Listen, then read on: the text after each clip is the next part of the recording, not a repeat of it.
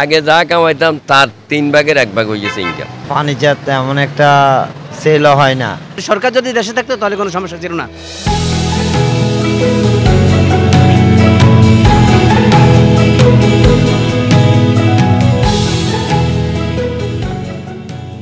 ঘর সাজাতে ফার্নিচারের বিকল্প নেই।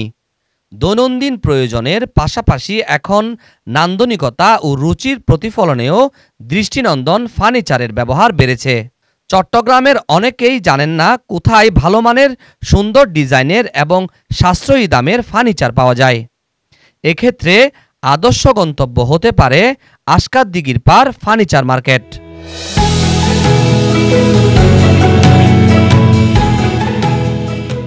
এখানে মধ্যবিত্ত ক্রেতাদের আগ্রহ সবচেয়ে বেশি।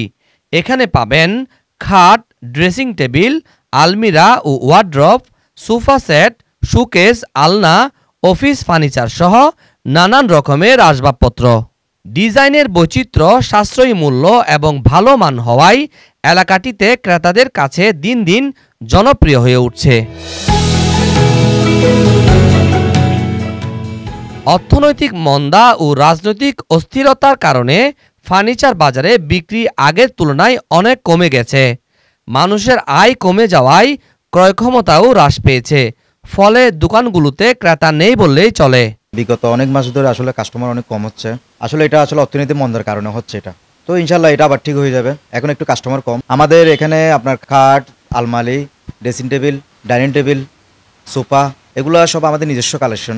টেকনাফ, কক্সবাজার থেকে, বান্দরবান থেকে সবাই এখানে আসে ফার্নিচার কেনার জন্য। এখানে বিভিন্ন ডিজাইনের ফার্নিচার আছে আমাদের দোকানে। খাট, আলমারি, ড্রেসিং টেবিল, শোকেস, ওয়ার্ড্রপ এবং মালয়েশিয়ার, ইন্দোনেশিয়ার সবগুলো মাল আমাদের এখানে আছে। সোফা আছে বিভিন্ন ডিজাইনের, চায়না মডেল আছে, থাইল্যান্ডের আছে, আপনার বিভিন্ন কোম্পানির মাল আছে। এখানে আপনাদের যে কোনো রকম অর্ডার দিলে সেই রকম আমরা তৈরি করে দিই। একটা সোফার দাম আপনার 1,20,000, 60,000, 70,000 এই রকমের আছে। সেগুন কাঠের আছে, ওক কাঠের আছে, আপনার মালয়েশিয়ান, তারপর আপনার আছে অস্ট্রেলিয়ান, কানাডিয়ান কাঠের। আগে ভালো ছিল, এখনের পজিশনটা তেমন একটা ভালো না। ফার্নিচার তেমন একটা সেলও হয় না, আর প্রতিদিন মানুষের ওই রকম লাগেও না। এখানে আমি 38 বছর, সেই 38 বছরে আগে যা কামাইতাম তার 3 ভাগের 1 ভাগ হয়ে গেছে ইনকাম। আগে যদি কামাইতাম মাসে 30,000, এখন কামাইতাম মাসে 10,000। দেশ যদি উন্নত থাকতো তাহলে মনে করেন আমাদের সরকার যদি দেশে থাকতো তাহলে কোনো সমস্যা ছিল না।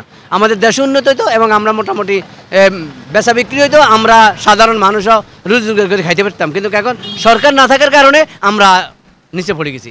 এখন কোনো ক্রেতা নাই, ক্রেতা আসতেছে না।